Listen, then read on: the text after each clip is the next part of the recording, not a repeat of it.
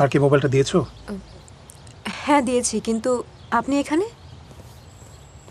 আমি তোমাকে নিতে এসেছি রিয়া।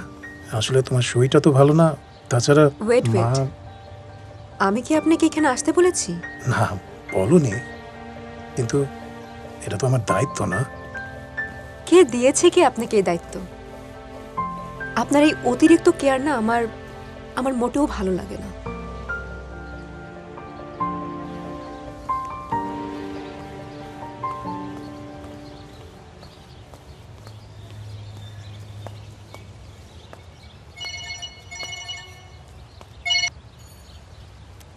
রিয়া, আমি ডাক্তার জাহিদ বলছি।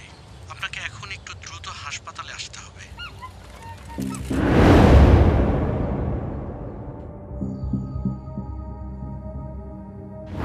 আমি তো আগেও বলেছি, এখনো বলছি, আপনার মায়ের অতি দ্রুত চিকিৎসা শুরু করা দরকার। ওনার থ্রোট ক্যান্সার এখনো প্রাইমারি স্টেজে আছে। 6 মাসের মধ্যেই নির্মূল করা সম্ভব, তবে এই ট্রিটমেন্টটা একটু ব্যয়বহুল।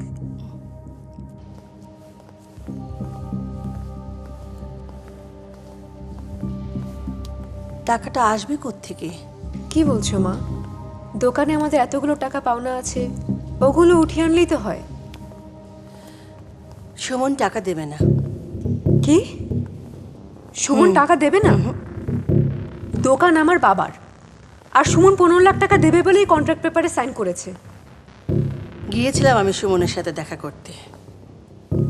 অনেক খারাপ ব্যবহার করেছে আমার সাথে। কি? ও বলেছে একটি টাকাও আমাকে দেবে না। টাকা দেবে না? ওকে টাকা দিতেই হবে, আর টাকা দিতে বাধ্য করব আমি। মা, মা,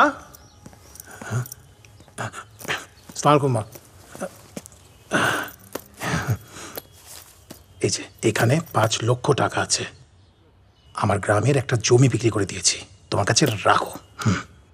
এত টাকা তুমি আমাকে দিচ্ছ কেন? আপনার চিকিৎসা করতে হবে না?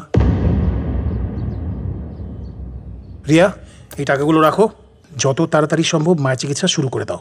না না, তা হয় না মতিন। আমি না তোমার টাকা দিয়ে চিকিৎসা করাতে পারবো না বাবা। আর যদি আপনার একটা ছেলে থাকতো, তাহলে আপনার জন্য এই কাজটা করতো না? আমি তো শুধু আপনার ছেলের দায়িত্বটাই পালন করার চেষ্টা করছি। আমি না কথাটা ওভাবে বলতে চাইনি। আমার চিকিৎসার জন্য জমি বিক্রি করে টাকা আনবে, বিষয়টা আমার কাছে ভালো লাগেনি। আমার তো মা নেই, আপনাকেই মা বলে ডাকি। যদি আপনার জন্য কিছু করতে না পারি তাহলে। মতিন ভাই, মায়ের চিকিৎসার জন্য টাকার ব্যবস্থা আমি করে নেব, আপনি কোনো টেনশন করবেন না। আর তাছাড়া আপনি তো আমাদের ফ্যামিলিরই একজন। যদি কোনোদিন প্রয়োজন হয় আমি নিজেই চেয়ে নেব। নেবে? অবশ্যই নেব, কেন নিব না?